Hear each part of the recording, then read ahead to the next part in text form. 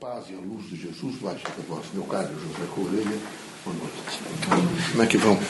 Bem? Animados? Vejam, meus amigos, essa vida terrena, esse transcorrer da vida terrena, exige, antes de mais nada, autoconhecimento. Vocês, sob todos os pontos de vista, todos os dias, vocês devem fazer o esforço do autoconhecimento. Porque quando a gente se autoconhece, a gente erra menos. A gente tem condições de fazer um pouco de juízo crítico sobre o que fez, sobre o que representa para a gente o cotidiano, sobre a diversidade que envolve a gente. Consequentemente, tem condições de fazer ponderações. Nós precisamos fazer ponderações. Todos os dias nós estamos frente, veja, uma imensidão de coisas, de fatos, de atos, de situações, de convergências, de divergências, as coisas mais variadas possíveis. Nós precisamos, nessa fonte da diversidade, descobrir que nós somos. E que nós somos únicos. E que temos que enfrentar, seja essa situação que for, dentro daquilo que nós somos. Nós não podemos nos reinventarmos uma nova pessoa. Nós não podemos mentir para nós mesmos, para os outros, que nós somos novos, que a cor não. Nós somos o que somos. E nessa estrutura de ser o que cada um é preciso, nesse trânsito, às vezes complicado, diverso, algumas vezes triste, às vezes alegre, ter um suporte, até mesmo para fazer, veja, a administração ou da alegria ou da tristeza. Porque aqui vocês passam por momentos, às vezes, difíceis, tem que passar. Tem que, de vez em quando, ter algumas contrariedades. Se não tiver contrariedade nenhuma, vocês imediatamente se perdem.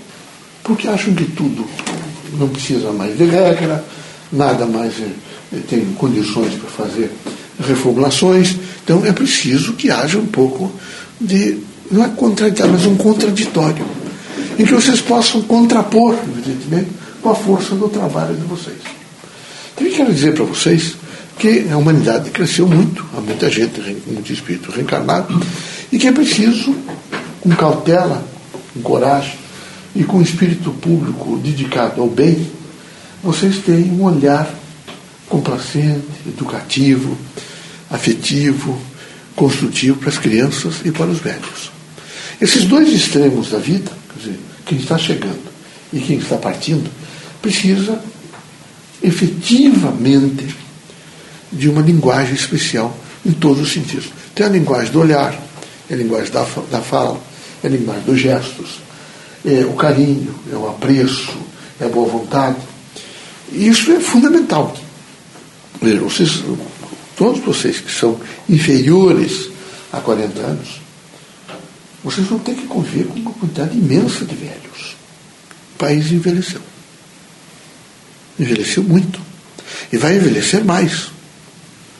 Então, os velhos são trópicos. Isso compõe a dimensão do processo. Os que hoje vocês têm 60 anos, em 10 anos terão 70. Daqui a pouco 80. Os gastos, os ossos, vejo, o líquido sinovial diminui, eu fico com mais dificuldades, de uma agilidade natural.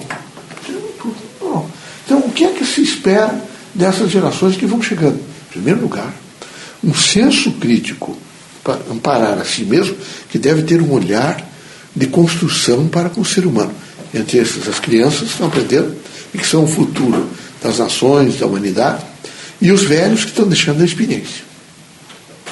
Esse Antônio Green trouxe, alguns anos atrás, uma linguagem lá da Alemanha, que quando o Kaiser assumiu a composição lá de poder da Alemanha, ele disse uma coisa que desde então os alemães têm feito. Ele disse: a Alemanha tem que saber viver a experiência dos velhos, né? e o quê? A composição, evidentemente, crítica. Eles são usados. Então, a ousadia dos jovens. Quem sabe vocês têm que entender que esses dois momentos, o jovem e o velho, têm que se somar para uma construção maior e melhor. É importante isso. Tanto que a Alemanha mantém o chanceler com mais idade, os secretários de Estado moços, não é? Porque eles entendem que o velho tem experiência, que o velho sabe, já viveu, partilhou da vida.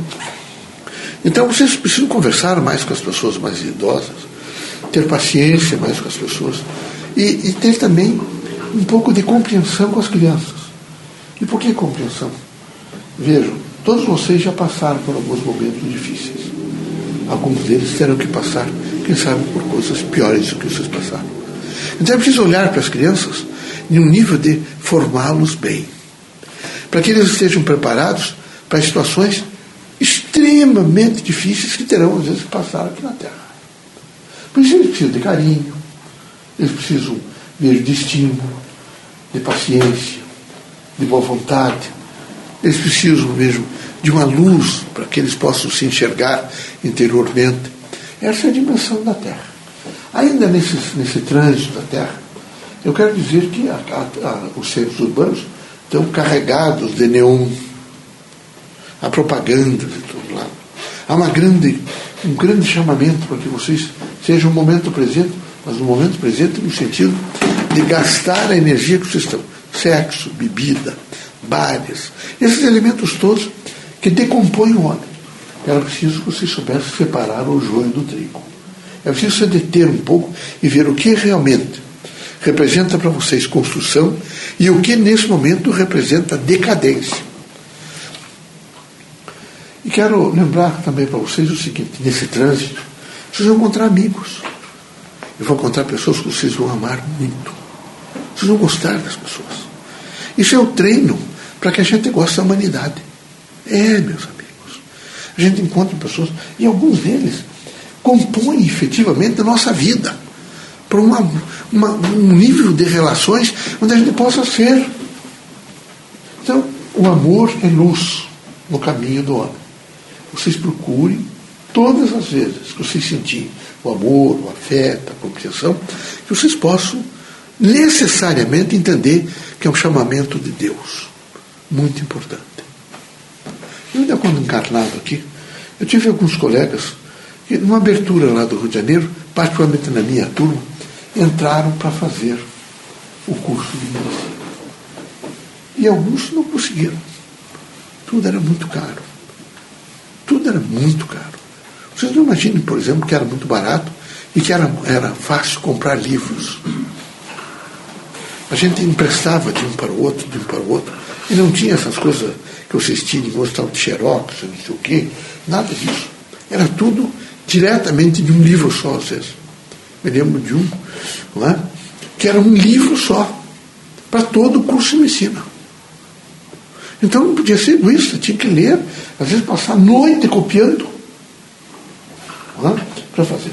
E alguns deles não conseguiram, porque realmente era difícil. Sempre com pessoas boas. Lembro-me uma dona de uma pensão, não é? Que antigamente tinha um outro nome, não é? Casas de cômodos, essas coisas que se fazia lá no Rio de Janeiro. E o menino era tão bom, tinha vindo de Minas Gerais, filho de portugueses que empobreceram, e ela começou a pagar-lhe um pouquinho. E ele foi, acho que até o segundo ano, depois não pôde mais. E muito tempo depois, lá, um navio que chegou a Porto em Paranaguá, eu gostava muito de caminhar. Quem eu encontro, senão ele? Não é? Como um sujeito que estava naquele momento fazendo os trabalhos do navio. E eu perguntei muito para ele, não vi nele nenhuma revolta.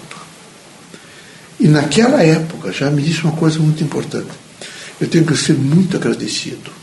Primeiro que eu aprendi a ler quando todas as pessoas da minha comunidade, lá em Minas, são analfabetas.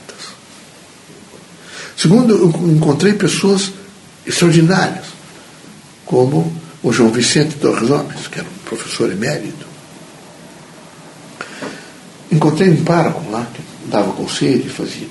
Então, eu estou fazendo esse trabalho, estou indo, vou à Argentina, venho aqui e trabalho no navio, que eu quero reunir um pouco de dinheiro, estou guardando, porque eu vou fazer um outro curso, quem sabe, de enfermagem, para ser útil para a humanidade. E assim eu fiz. Vejo, sem revolta, com um espírito crítico, voltado para o bem.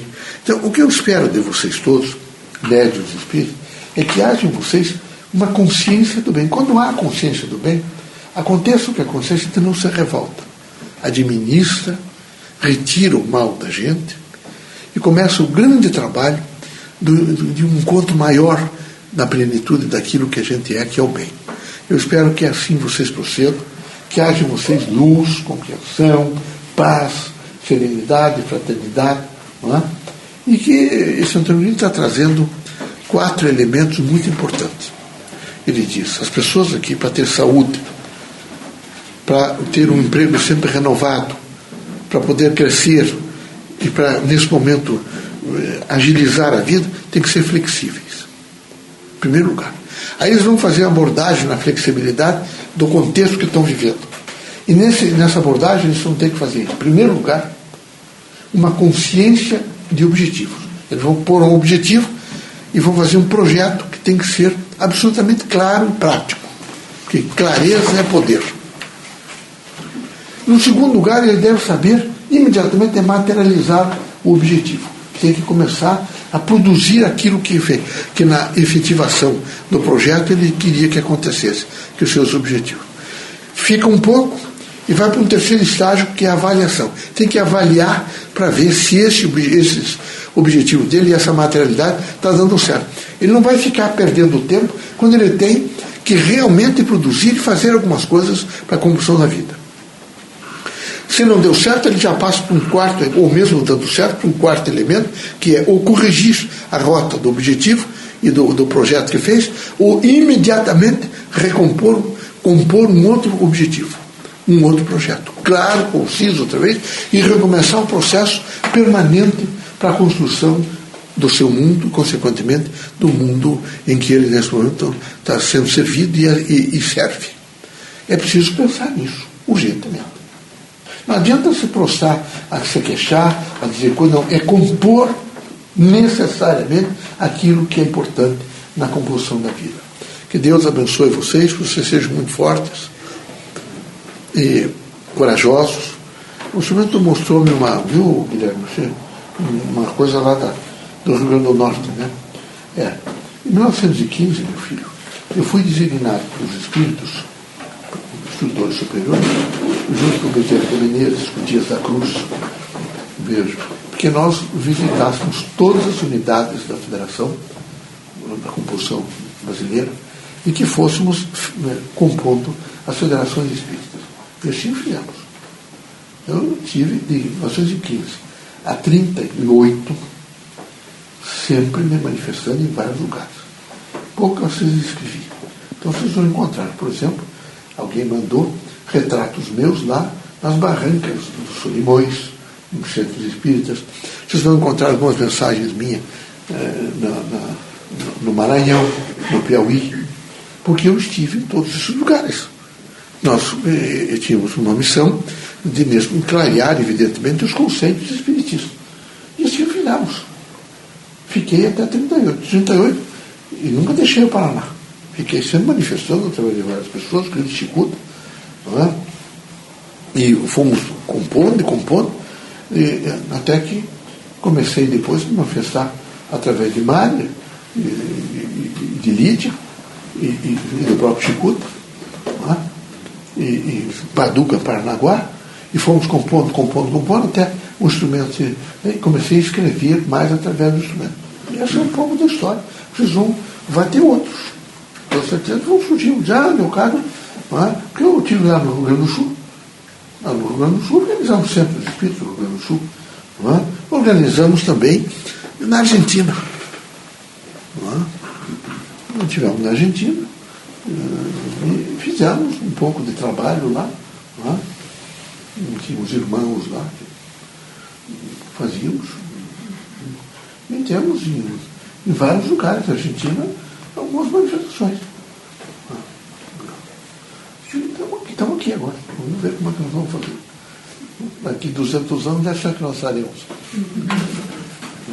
Espero nos encontrarmos na encruzilhada do trabalho. Não é? Tá bom? Que Deus abençoe vocês. Vamos fazer o trabalho.